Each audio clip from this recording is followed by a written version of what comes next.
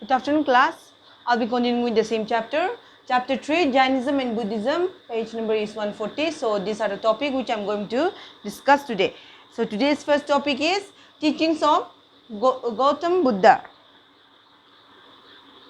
The teachings of Buddha can be found in the Sutta Pitaka. His main teachings are founded on the Four Noble Truths and the Eightfold Paths, or the middle path. So the teachings of Buddha can be found in the Sutta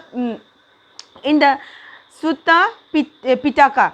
His main teachings were founded on the Four Noble Truths and in the Eightfold Paths, or the middle paths.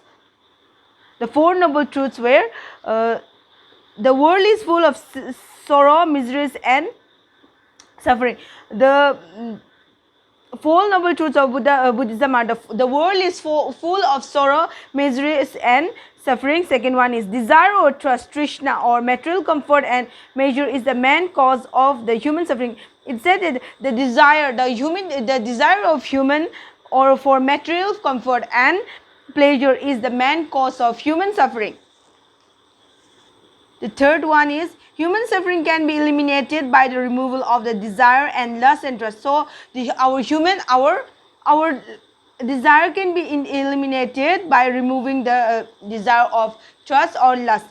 The last truth is to get rid of temptation and desire, one must follow the eightfold path. So to get rid of temptation and desire, so one human being or one must follow the eightfold path. The eightfold path are number one, right speech. We should have the right speech. Number two, right action. Three, right means of livelihood. Right exertion, right thoughts, right meditation, right resolution, and right attitude. These are the eightfold path which Buddhism follow. Another subtopic is theory of ahimsa. Buddha emphasized the theory of ahimsa or non-violence and was against inflicting harm or any injury to living creature. He believed that non-violence should be practiced in daily life and the heart of the other should be won with love and affection. The theory of ahimsa, according to Buddha, he emphasized the theory of ahimsa or non-violence and he was against the harm or injury of any living creature. He believed that non-violence should be practiced in daily. He said he believed that non-violence should be believed in our daily life and the heart of hearts of others should be won with love and affection. Second subheading is opposition to caste system. Buddha strongly believed in the equality of all beings and therefore was a non-believer in the caste system or caste distinction. As we seen in the previous chapter, there was a caste distinction. There were four castes. So, but Buddha strongly believed equality to all human beings. Buddha did not favor in casteism, so therefore he never distinguished any people. Emphasis on next subheading, emphasis on basic virtues. Buddha believed that the position of basic virtues like honesty, kindness, obedience and respect for the elderly and parents and abstinence from pleasure were more important than the worship of idols. These virtues were necessary for building of character. So he believed that virtues of honesty, kindness, obedience and respect to elderly and parents these were more pleasure than were more important than the worship of idols. So these were necessary for the building of character of human beings. Next subheading is theory of God. Buddha remained silent on the subject of God. He believed that the world functioned according to the sacred law. It is, however, known whether he believed or denied the existence of God, but the worship of God was not advocated. So, according to theory of God, according to Buddha, the theory of God, Buddha remained silent on the subject of God. He believed that the world functioned according to the sacred laws. So, it is up to it is up to human being whether he believe God or not, so, or whether he believe there is existence of God or not. So, but the worship of God was not advocated by Buddha. Next up heading is theory of karma. Buddha believed that the man curves his own destiny by his own action karma. It is his deeds that decide his ultimate fate in the present life and in the next life. Thus, he did not believe in meaningless rituals and sacrifice because they could not change a man's destiny. So, a theory of karma, according to Buddha, believed that the man carves his own destiny. Man builds own destiny by his own action. By his action means his karma, his work. It is his deed that decide himself. So human deeds, whether it's bad deed or good deeds, it decide the ultimate fate in his present life and in the next life. So thus he did not believe in meaningless rituals and sacrifice. Thus he did not believe in the meaningless rituals and sacrifice because they could not change the man's destiny. The next subheading is nirvana. According to Buddha, nirvana means ultimate freedom from all the forms of desire. The attainment of nirvana should be aim of life because it means liberty from decay, death, disease, sorrow and ill worldly ties, all the circles of birth and rebirth. So nirvana according to Buddha means it's the ultimate freedom for nirvana, ultimate freedom for all the desires, all the forms of desires. The attainment of nirvana should be the attainment of nirvana should be the main aim of life because it's make us free from the decay of death, the decay of death, from decay, death, disease, sorrow and all the worldly ties and the cycle of birth and rebirth. Next topic is Buddhism after Gautam Buddha. The following important events took place after the Buddha. First subheading is Buddhist Council. The formation of Buddhist Council was the most first important features in the history of Buddhism. After the death of Buddha, 4 general councils were held in Rajgir during the reign of Ajatasattu, in Kaushila in Kashmir under Kanishka, Vaishali under King Kalasoka, and in Pataliputra under Ashoka respectively. These councils were significant because the teachings of Buddha were recorded and rules for the monks were formulated in this council. So after the Buddha, the Buddhist council held, the formation of Buddhist council was the most important feature in the history of Buddhism. So after the death of Buddha, 4 general councils were held. So they were held in Rajgira during the reign of the King Ajatasattu, in Kaushila in Kashmir under Kanishka, of Ajatasattu in Kaushila in Kashmir under Kanishka, in Vaishali under King Kalasoka, and in Pataliputra under King Ashoka respectively. So these councils were very significant because the teachings of Buddha were recorded in these councils and rules for the monks were formulated in these councils too. Next topic is sect of Buddhism, Hinayana and Mahayana Buddhism. The most important event was the splitting of Buddhism into 2 opposing sects. The division took place during the 4th Buddhist Council in Kashmir under Kanishka as a result of serious differences on the basis of doctrines of Buddhism. So the most important event was the splitting, the breakup of Buddhism into 2 opposing sects. The division took place during the 4th Buddhist Council in Kashmir under Kanishka. As a result of serious differences, differences occur. So on the basis of this on the basis of Buddhism, the first one is Hinayana Buddhism, or the lesser vehicle, consider Buddha to be a great religious leader. So according to Hinayana Buddhism, or the lesser Hinayana Buddhism, also known as lesser vehicle,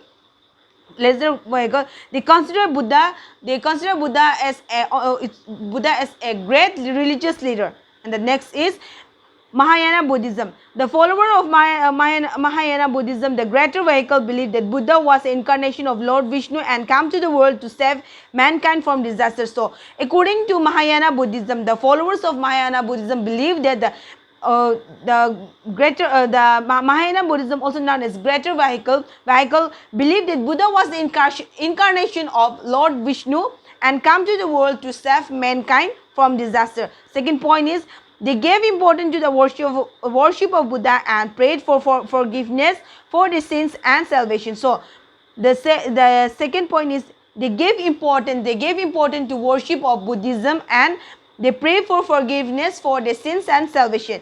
Third point is, they adopted ritual ceremonies, charms and spells as a part of their worship. So the Mahayana Buddhism adopted rituals, ceremonies, charms and spells as a part of their worship. Fourth one is, they build images of Buddha or Bodhisattvas and worship them. So in the Mahayana Buddhism, they build images of Buddha and Bodhisattvas and worship them. The fifth one is, they made Sanskrit the language of their religions, of the religious texts and scriptures. So in the Mahayana Buddhism made Sanskrit the language of their religious texts and scripture. Under King Mahayana, Buddhism has some great followers like Nagarjuna, Vasubandhu and Dignaga. So under King Mahayana, Buddhism had some great followers like Nagarjuna, Vasubandhu and Dignaga. Next is differences between Hinayana and Mahayana. Hinayana. The first is Hinayana. They follow the original teachings of Buddha and consider Buddha a teacher. So the differences between Hinayana and Mahayana. First, Hinayana. They follow the Hinayana sect follow the original teachings of Buddha and consider Buddha as a teacher. Second, they rely on the the Hinayana also rely on the eightfold paths to attain salvation. They follow the eightfold path for salvation. Third one, they did not believe in idol worship and use symbol like footprints. So in Hinayana Buddhism, they did not believe on idol worship and use symbol like footprints. Number 4, Pali was their language for preaching and writing. For Hinayana Buddhism, Pali was their language for preaching and writing. Next subheading is Mahayana. They worship Buddha as God. In Mahayana Buddhism, they worship Buddha as God. Number 2, they did not favor nirvana and accepted the idea of a heaven. Mahayana did not favor for nirvana and accepted the idea of heaven. Third one is, they worship images. They worship the images of God. Buddha, Lord Buddha. And fourth one is, Sanskrit. Sanskrit was used by them to write holy texts. In Mahayana Buddhism, they use the language was Sanskrit. The next heading is spread of Buddhism. After the death of Gautama Buddha, the religion spread from northwestern frontier province to the extreme south and included places like Amravati and Nagarjunakonda. Due to the efforts of king, it spread to the large part of Asia, including countries like China, Burma, Sri Lanka and Thailand. After the death of Gautama Buddha, the religion spread from northwest frontier to the extreme south, and it's included like Amravati, Nagarjunakonda. And due to the efforts of king, it spread to the large part of Asia, including countries like China, Burma, Sri Lanka and Thailand. Next topic is sacred texts of Buddhism. The sacred texts of Buddhism includes the Tripitakas or the three baskets. The Tripitakas contain the teachings of Buddha compiled during the first council of Rajagriha. They were divided into three parts. Sutta Pitaka containing Buddha's discourse of teaching, Vinaya Pitaka containing rules of the monks and the Buddhist church or Sangha, and Abhidhamma Pitaka containing explanation of the doctrines of Buddhism. So the sacred text of Buddhism includes the Tripitakas, or the three baskets of The Tripitakas contain the teachings of Buddha compiled during the first council at Rajagriha. So they were divided into three parts. Sutta Pitaka. So in Sutta Pitaka, it contained the Buddha's discourse and teaching. In second, Vinaya Pitaka it contained the rules for the monks and the Buddhist church or Sangha, and Abhidhamma Pitaka containing explanation of the doctrines of Buddhism. The Jataka tells more than 500 in number, containing stories of Buddha. Previous births were also an important parts of Buddhist scriptures. So the Jataka tells more than 500 in number, containing stories of Buddha's previous in Jataka tells it contained the Buddha's previous birth and also an important part of Buddhist scripture. The last topic is factor behind rise and success of Buddhism. Buddhism achieved great success as a religion and reform movement due to the following factors. So Buddhism achieved great success as a religion and reform because of some following factors. Let's see the factors. Number one is doctrine of ahimsa actually indicated the protection of cattle. So the doctrine of ahimsa is actually indicated for the protection of cattle. Like in Hinduism, there are sacrifices, but Lord Buddha, he did not believe in sacrifices. So ahimsa, the doctrine of ahimsa actually indicated the protection of cattle.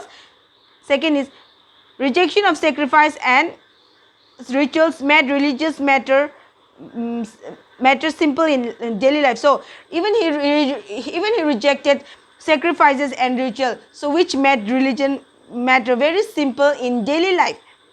Third is operation of caste attracted the people to it because there were no class distinction in it. So like Hinduism, previously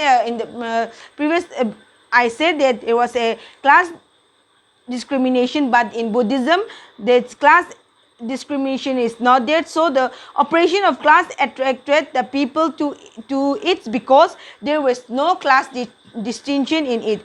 Last fourth one is royal patronage also led to the rise of so the royal patronage also led to the rise of Buddhism and helped the Buddhism to rise and get success. So in the next class I'll be discussing about the decline of Buddhism and other topics. So that's all for today. Thank you.